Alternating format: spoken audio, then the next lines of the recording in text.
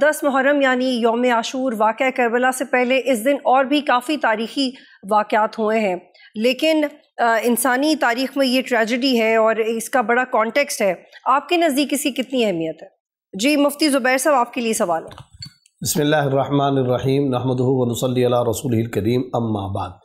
دیکھیں، سب سے پہلی بات تو یہ ہے کہ حضرت سیدنا امام حسین رضی اللہ تعالی عنہ جو کربلا کے اندر پہنچے ہیں، اپنے خانوادے کے ساتھ پہنچے ہیں، اپنے اہل و عیال کے ساتھ پہنچے ہیں، اپنی مختصر ترین مگر اصحاب استقامت، اصحاب عزیمت قافلے کے افراد کے ساتھ پہنچے ہیں، تو یہاں کربلا کے میدان میں حضرت حسین رضی اللہ تعالیٰ عنہ نے مختلف مواقع پر مختلف خطبات دیے ہیں۔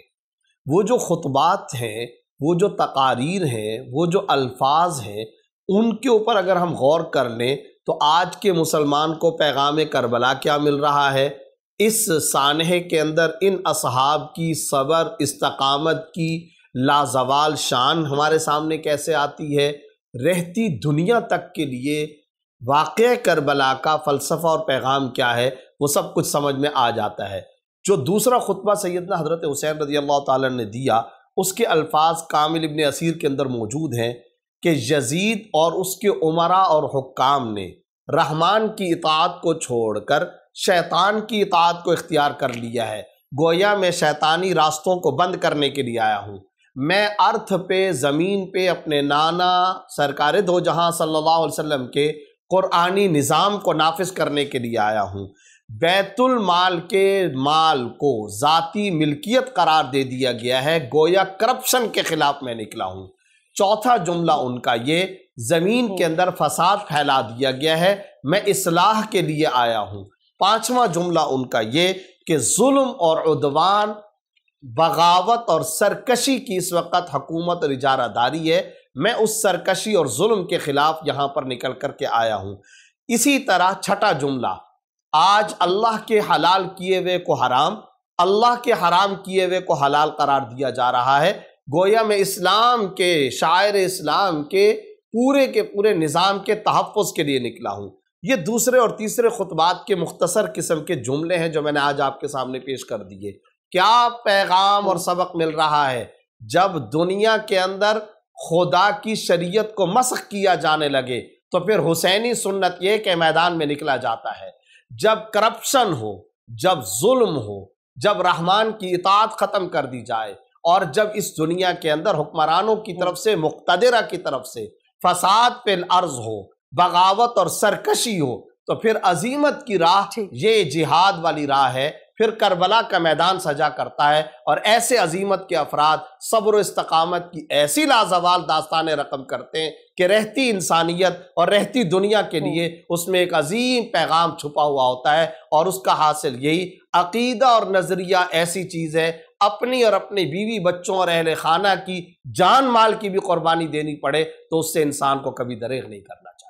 عام طور پہ یہ دیکھا جاتا ہے کہ بادشاہ وقت کو آپ نہیں ٹوک سکتے، لیکن واقعہ کربلا کے بعد جیسے واقعات ہوئے، حضرت زید بن ارقم نے ابن زیاد سے جو مکالمہ کیا، پھر یزید کے بیٹے نے جیسے اپنے باپ کو ڈسون کیا، واقعہ کربلا کی کانٹیکس میں اس حوالے اور اس حوصلے اور کریج کو آپ کیسے دیکھتے ہیں؟ دیکھیں، آپ نے فرمایا بہن کہ بادشاہ وقت کو ہم یزید کو حق کا بادشاہ شمار ہی نہیں کرتے۔ یہ کہنا کہ کوئی اور اگر ان کے خلاف نکلا تھا تو وہ دراصل حق کا علمبردار تھا، خود یزید باغی تھا۔ کون سے نظام کا باغی تھا؟ خلافت علی منہاج النبوت کا وہ باغی تھا۔ خلفائے راشدین کا پورا نظام چلا ہوا آ رہا ہے، حضرت ابوبکر، حضرت عمر، حضرت عثمان، حضرت علی رضی اللہ تعالیٰ عنہ، حضرت حسن رضی اللہ تعالیٰ عنہ، حضرت حسین رضی اللہ تعالیٰ عنہ کا یہ پورے کا پورا خلافت علی منہاج النبوہ۔ یزید کی اوقات ہے کہ وہ بادشاہ بن سکے؟ اس کی حیثیت ہے؟ اس کی کیا اوقات ہو سکتی ہے؟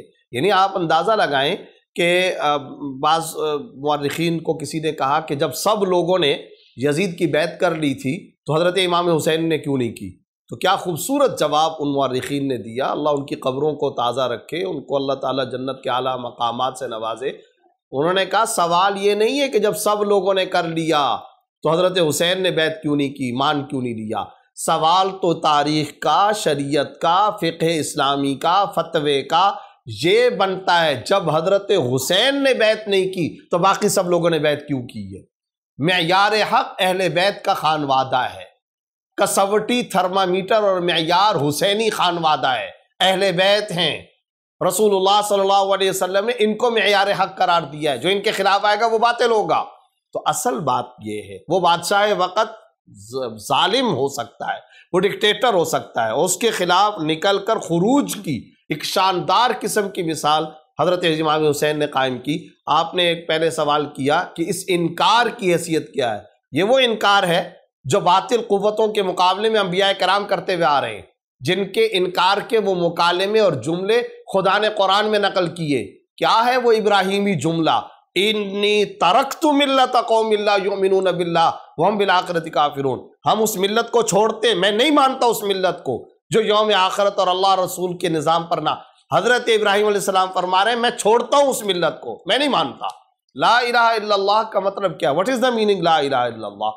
تو جہاں صرف اور صرف خدا کو معبود مانا جائے گا، وہاں خدا کے نظام وحدت کو بھی قبول کیا جائے گا، خدا کے حبیب و محبوب صلی اللہ علیہ وسلم کی نظام شریعت کو بھی قبول کیا جائے گا۔ اس میں اگر دراڑ آئے گی تو پھر نواسۂ رسول صلی اللہ علیہ وسلم وہ نکلے ہیں۔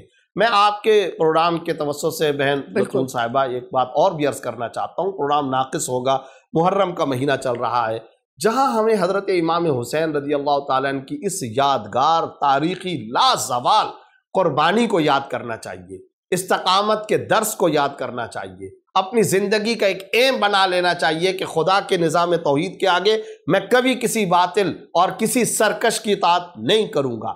جہاں ہمیں یہ ملتا ہے وہاں ساتھ ہی ساتھ ان 70 شہداء کے اور ان کربلا کے خانوادے کے جو شہداء، خواتین، ان کی جو سیرت، ان کی سوانح، اس کو بھی ہمیں ضرور سامنے رکھنا چاہیے۔ صرف شہادت حسین پر بات نہیں ہونی چاہیے، عبادت حسین پر بھی بات ہونی چاہیے، شجاعت حسین پر بھی بات ہونی چاہیے، سخاوت حسین پر بھی بات ہونی چاہیے، دیانت حسین پر بھی بات ہونی چاہیے، مرحمت حسین پر بھی بات ہونی چاہیے۔ وہ جو قرآن میں آیا تھا اشداء علی الکفار رحماء بینہم، کہ حضرت امام حسین ہوں کہ حضرت امام حسن رضی اللہ عنہما، یہ اپنے صحابہ، کمپینین، رفقا اور تمام نبی کے صحابہ کے لیے کیسے رحم دل تھے، کیا سخاوت تھی ان کی، راتوں کو جاگنے والے کیسے تہجد گزار، عبادت گزار تھے۔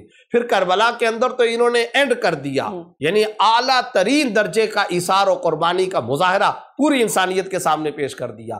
مسلم بن عقیل کربلا سے پہلے کے شہید ہیں، مگر حضرت حسین رضی اللہ تعالیٰ عنہ کے قافلے کے اہم ترین رکن عبید اللہ بن زیاد ملعون نے جب اپنے محل سرکاری مکان سے نیچے گرایا، اس وقت حضرت مسلم بن عقیل نے ایک آدمی کو انگلی کا اشارہ کر کے کہا ذرا آؤ، میں صرف تم سے 2 باتیں کہنا چاہتا ہوں۔ ایک تو میری طرف سے حضرت حسین کو خط لکھ دو کہ وہ یہاں نہ تشریف لائیں، میں تو جا رہا ہوں، لیکن عالم اسلام کی اتنی بڑی شخصیت، ان کی جان وہ ہر صورت میں ہم اس کو بچانا چاہتے ہیں۔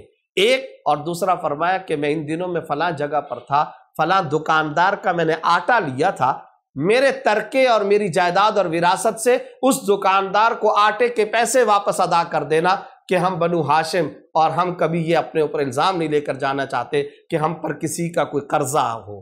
یہ کیا اعلیٰ درجے کا کردار ہے، بالکل یہ کیسی سیرت و سوانح ہے۔ اس کے نقوش پاک کو بھی آج ہمیں معاشرے اور سوسائٹی میں عام کرنے کی ضرورت ہے۔ سبسکرائب کریں اور بیل دبائیں تاکہ کوئی خبر رہ نہ جائے۔